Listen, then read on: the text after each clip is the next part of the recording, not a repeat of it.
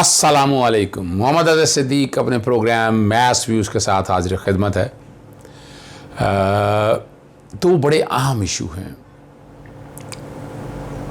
एक मिसेस सरीना ईसा FBR के जवाब लाजवाब कर दिया है, मैं तो कहूँगा। उसके बाद इन्होंने कोई ख़त नहीं लिखा FBR को, वरना कोई पता नहीं ख़त कोई और एक आ जाता। और लाहौर बार ने जो बेहतरीन जवाब दिया, कानूनी जवाब, बाकी तो ज़रूरत नहीं थी हर किसी को जवाब देने की, वो गैर ज़रूरी ख़त लिखते रहते थे। और सच छुप नहीं सकता, इस तरह ख़त लिख के प्रेशर में नहीं डाला जा सकता। लेकिन FBR का जो 6 सफ़ों का एप्लीकेशन है और जो 16 नुकात हैं वो आपके साथ डिस्कस करने हैं।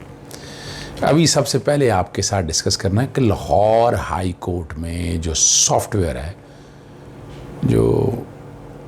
जिसने हाई कोर्ट के केस फिक्सेशन का निज़ाम सत्यानाश कर दिया, और वोकला इतने तंग हैं, नाको नाकाए हुए हैं। मैं बैठा नहीं हूँ, मैं 2017-18 से नैब में दरख्वास्तें दे रहा हूँ। मैं हैरान हूँ, पता नहीं नैब डर गया इस सारे मामले में। लग यही रहा है कि नैब डर गया। क्यों डर रहा है नैब भाई? अगर हाईकोर्ट में भी करप्शन हुई है, अगर ऐसी बात हुई तो उसको पूरी इंक्वायरी करनी चाहिए, इन्वेस्टिगेशन करनी चाहिए सारे मसले में। अभी तक नहीं की उन्होंने, और उन्होंने सारे मामले में मुख्तलिफ कहते रहे हम रिपोर्ट बना रहे हैं, लेकिन अभी तक नहीं। दर्जनों दरखास्तें दी हैं। अभी लाहौर हाईकोर्ट में कायनी दरख्वास्त दी थी चीफ जस्टिस कासिम हासन, और आपसे मैंने वो डिस्कस किया था, बड़ा तफसील के साथ डिस्कस किया था। मैंने यही कहा था प्रोक्योरमेंट कैसे की है, और ये किसी बैंक का सॉफ्टवेयर था, टोटके लगाकर करोड़ों रुपए का सॉफ्टवेयर लिया गया और उसने निज़ाम सत्यानाश कर दिया। कोई बेहतरी नहीं आ सकी केस मैनेजमेंट के सिस्टम में। और अभी मुझे पता चल रहा है कि उसको एक्सटेंड करने जा रहे हैं, खैर कानूनी तौर पर एक्सटेंड करने जा रहे हैं। लाहौर हाई कोर्ट ने और पंजाब इंफॉर्मेशन टेक्नोलॉजी बोर्ड ने सेशन जजेस, सेशन कोर्ट्स और सिविल जजेस के वाले बड़ा अच्छा सॉफ्टवेयर बनाया है। कोई फालतू पैसे नहीं लगाए, बड़ा अच्छा मेंटेनेंस हो रही है उसकी। तो ये भी तो खुद बना सकते हैं, ये क्या मुश्किल बनानी है? पंजाब इंफॉर्मेशन टेक्नोलॉजी के ऊपर बोझ तो डालें। उस सॉफ्टवेयर को चलाने की क्या जरूरत है जो थर्ड क्लास, थर्ड रेटेड, जिसने निज़ाम का सत्यानाश किया और करप्शन का मंबा था। मैं आज भी कहता हूं कि वो नताज नहीं दे सका। आज तक तहकीक नहीं हो सकी कौन लगाने वाले थे उसको, कौन सी वो पार्टी थी साथ पीछे, वो सामने आने चाहिए। अभी ये तकरीबन 7 सफ़ों का ख़त है जो मैंने ये आपके सामने मैं रख रहा हूँ, जो मैंने एडमिनिस्ट्रेशन कमेटी को लिखा है, जो हाई कोर्ट के सीनियर जजेस पर मुश्तमिल है।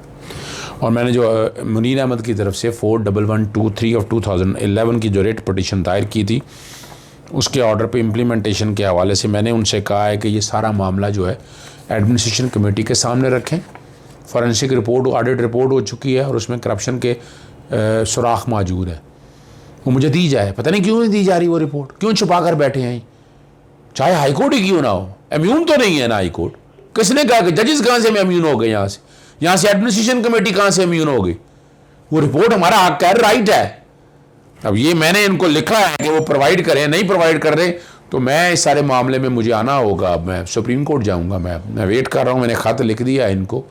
मैंने ये चेयरमैन नैब को भिजवाया, एडमिनिस्ट्रेशन कमेटी को भिजवाया, रजिस्ट्रार को भिजवाया, रजिस्ट्रार सुप्रीम कोर्ट को भिजवाया, रजिस्ट्रार हाई कोर्ट को भी मैंने भिजवाया, बाकायदा वसूली लिया। इसीलिए आम बंदों के आसानी के लिए करोड़ों रुपया किस बात का? यानी ना कोई बेहतरी, ना कोई अच्छी काविश।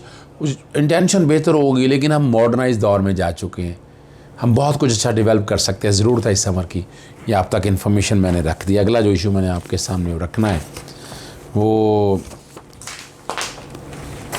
ये 6 सफ़ों की है गालिबन। हाँ जी बिल्कुल, 6 सफ़ों की मुतफरक दरख्वास्त है FBR ने दायर की है, मिसेस सरीना ईसा। और ये civil review petition 509/2020 federation president of Pakistan versus justice Qazi Faez और इंटरवीनर के तौर पर दायर की है। लेकिन इसने हक़ाइक़ का पर्दा अब लिखें, अब बताएं, इसका जवाब दें आकर सरीना ईसा साहिबा, वो आकर बताएं। हर बार ख़त लिखे कौम को बेवकूफ़ नहीं बनाया जा सकता। आपने कोई जवाब नहीं दिया। 16 बड़े अहम नुकात हैं और नाज़रीन के लिए वो बताने बड़े ज़रूरी हैं। ज़रा क्लियर, और ये मैं सारी चीज़ें मैं बता चुका हूँ मुख्तलिफ प्रोग्राम में, लेकिन ये एक एक चीज़ डिस्कस करने वाली बड़ी ज़रूरत है। सबसे पहला पैरा बैकग्राउंड पे आप देख रहे होंगे, जैसे वो रजिस्टर का खत बैकग्राउंड पे चल रहा, ये भी खत, ये भी जो 6 सफ़ों की है ना बैकग्राउंड पे चल रही होगी। सबसे पहले में जो मज़ेदार बात है, सरीना ईसा नाम था तो प्रॉपर्टी है जरीना मॉन्स्ट्रियार्ड खोसो करेरा के नाम पे क्यों खरीदी गई? ये 2 नामों वाली, यानी क्या ज़रूरत थी?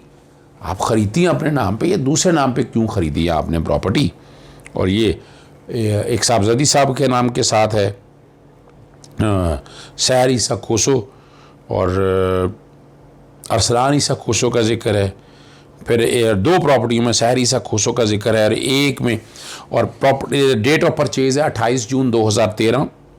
ग्रेट ब्रिटेन जो पाउंड है 2,70,000 और 27 मार्च 2013 में एक और प्रॉपर्टी खरीदी 2,45,000 पाउंड। 16 मार्च 2004 में पहली प्रॉपर्टी जो है वो ग्रेट ब्रिटेन जो पाउंड है 2,36,000 में खरीदी गई। ये बैकग्राउंड में तीनों प्रॉपर्टी की डिटेल चल रही हैं। लंदन के अंदर मैं डिटेल नहीं बता रहा, वो आपको आ जाएगी। और ये जो काम किया ना वो आपके सामने रख रहे हैं, वो आप पता होनी चाहिए, आम नाज़रीन को भी अंदाज़ा होना चाहिए इस बात का कि क्लैरिटी के साथ चीज़ें क्या हैं। ज़रा सफ़े आगे पीछे हो गए हैं तो सीधे कर ले, पॉइंट बनाए थे साथ आपसे डिस्कस करने के लिए। दूसरे पैरे में आज जिक्र करते हैं कि ना तो टैक्स पेयर मिसेस ईसा ने और ना ही उनके husband honourable mister justice Qazi Faez ने अपनी टैक्स रिटर्न और वेल्थ स्टेटमेंट में e filed with the department declare नहीं किया। इन्होंने डिक्लेयर नहीं किया जो आईनी और कानूनी जिम्मेदारी थी।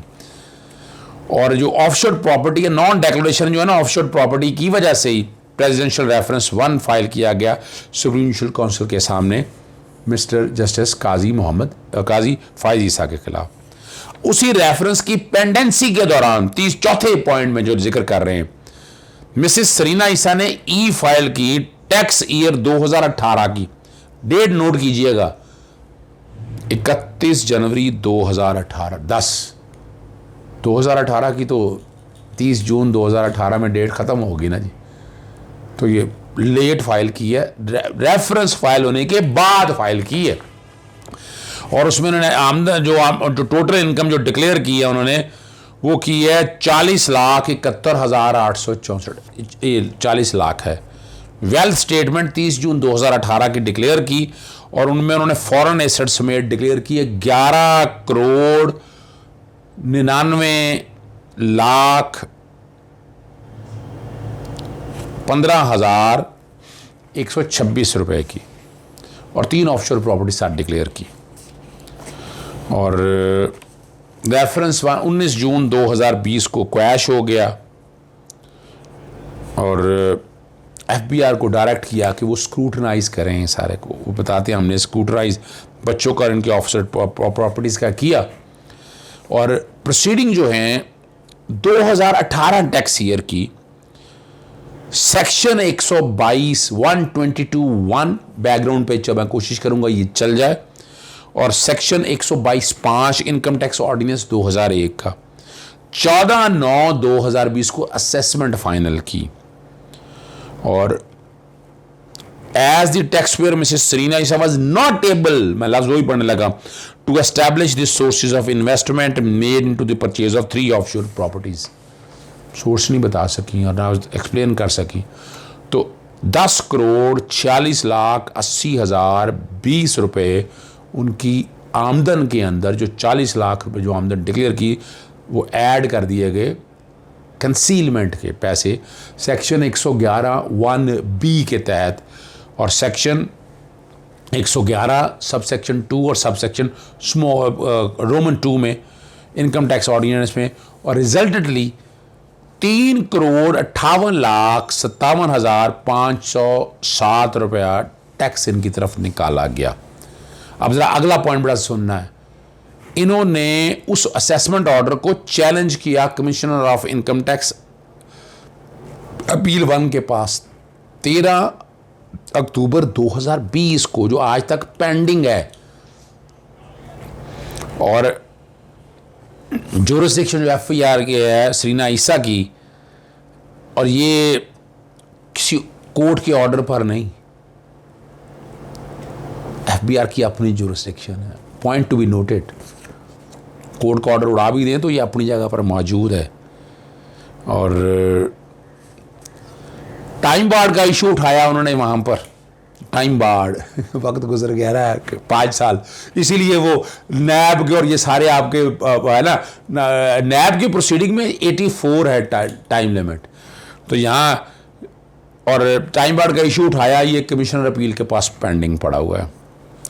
और उन्होंने एग्जम्पशन मांगी इकनॉमिक रिफॉर्म एक्ट 1992, मशहूर ज़माना काला कानून, नवाज शरीफ के दौर में पैसा जो करना था, 1992 का एक्ट है ये। 1999 में 1999 में वो तरमीम हुई और प्रोविजो सेक्शन 5(1), मैं कोशिश करूंगा कि इकोनॉमिक रिफॉर्म एक्ट 1992 की बैकग्राउंड पे चले, आपको पता चल जाए। और उसमें इम्यूनिटी नहीं थी, लोकल पैसा जमा होगा फॉरेन करेंसी अकाउंट में, जो 16/12/2019, ठीक है ना जी। ये बड़ा क्लैरिटी के साथ मैं आपके सामने रख रहा हूँ। 1999 में 1999 में, ये 1999 में 16 दिसंबर 1999 में फॉरेन करेंसी अकाउंट में आपको कोई इम्यूनिटी नहीं है, अमेंडमेंट 1999 के बाद। और जितनी भी अमाउंट्स इनकी डिपॉजिट है 16 दिसंबर 1999, कट ऑफ डेट याद रखिएगा। आपके सामने प्रॉपर्टीज़ की डिटेल आपके सामने रखी थी, मैं दोबारा बता देता हूँ तीनों की। 16 मार्च 2004, 27 मार्च 2013 और 28 जून 2013 नहीं है। अब उन्होंने बड़ा वादे तौर पर 12वें पॉइंट में लिखा है कि जो सोर्सेज ऑफ जो पैसे जो है ना फॉरेन करेंसी अकाउंट में जमा कराए, मैं कहता रहा हूँ, अब तो एफबीआर का ऑफिशियल स्टैंड आ गया ना, वो कहाँ से लाया, कोई सोर्स ही नहीं है उनके पास। उनसे पूछा गया कि एग्रीकल्चर इनकम आपकी थी, कोई आबियाना वगैरह एंड थल वगैरह अगर आपने दिया तो वो दें, वो कोई नहीं दिया उन्होंने। और कोई अगर एग्रीकल्चर इनकम टैक्स दिया था तो वो दें, वो भी कोई नहीं दिया। और जो सोलिसिटर थे यूके के अंदर जो प्रॉपर्टीज खरीदने के लिए आया गया, उनकी डिटेल बताएं, कहाँ क्लेम किस तरह किया आपने, कोई नहीं दिया। 13वें में लिखा है, however repeated request no iota of evidence was provided by Mrs Isa as to the source from where the deposit has been made into her foreign currency account. कोई सबूत नहीं दिया, मैं नहीं लिख रहा, एफबीआर लिख रहा है। बैंक अकाउंट सोलिसिटर का पूछा गया, वो नहीं दिया गया। किस तरह दी गई, एग्रीकल्चर इनकम आबियाला के हवाले से डिपॉजिट करने के वाले थे, वो नहीं दिया गया। और जो बच्चों की एजुकेशन, जो मैं कहता रहा हूँ आपके सामने कि वो तालीम के लिए पैसे भिजवाए गए और इससे प्रॉपर्टीज़ कैसे खरीद ली गई, ये कोई नहीं दिया। और जो पैसे फॉरेन करेंसी अकाउंट में जमा करवाए गए, वो कोई तफसील नहीं दी गई। और किसी कॉलम में नहीं बताया गया कि एग्रीकल्चर इनकम एग्जाम ये इतने पैसे थे, ये एग्जाम्ट हैं, ये कॉलम बना होता है, तो इसका मतलब है था ही कुछ नहीं। और अब अगले 14वें पैरा में लिख रही है कि एफबीआर ऑनरेबल कोर्ट ने पार्टी रिव्यू पिटीशन में पार्टी नहीं थे और ऑर्डर जो 26 अप्रैल 2021 का है वो नेचुरल जस्टिस के ख़िलाफ़ है। एफबीआर को बगैर सुने फैसला सुना दिया गया। ह्यूज डिमांड है, 3 करोड़ सर, 3 करोड़ कितनी अमाउंट डिमांड मैंने आपके सामने रखी थी, मैं ज़रा दोबारा क्लियर कर देता हूँ। 3 करोड़ कुछ समथिंग अमाउंट थी जी, हाँ जी, 3,58,57,507 रुपये की डिमांड थी। मिसेस रीना ईसा के पास रेमेडी है, डिपार्टमेंट हायरार्की में अपील है, जाए वहाँ जाएँ और इंटरमीडिएट जो है ना वो इजाज़त दी जाए, उनको पार्टी बना दिया जाए, ऑर्डर सेटिसाइड किया जाए 26 अप्रैल का। और कोई भी एडवर्स ऑर्डर किसी भी फंक्शन या एफबीआर के खिलाफ ना पास किया जाए 198 और 216 इनकम टैक्स ऑर्डिनेंस के तहत। और no lodge been special in view of section 216 3P of income tax ordinance 2001। तो सारे सेक्शन आपके सामने मैं दोबारा रख दूंगा, वक्त ज़्यादा हो गया है, इजाज़त दीजिएगा। कोई जवाब नहीं है, कोई सबूत नहीं है, कुछ नहीं है। कौन पूछ रही है आपसे, बताएं सबूत कहाँ है? नहीं है आपके पास सबूत, तो फिर कानून को हरकत में आना है। और यही मैं गुजारिश करता हूँ मैं सुप्रीम शुल्क काउंसिल से कि इस बुनियाद के ऊपर, एफबीआर की इस एप्लीकेशन की बुनियाद के ऊपर आज खुद कार्रवाई शुरू की जाए, सारे मसले में तहकीक की जाए, नहीं तो फिर वो नैब के पास मामला जाया जाए। इजाज़त दीजिएगा। अस्सलाम वालेकुम, अल्लाह हाफ़िज़, पाकिस्तान जिंदाबाद।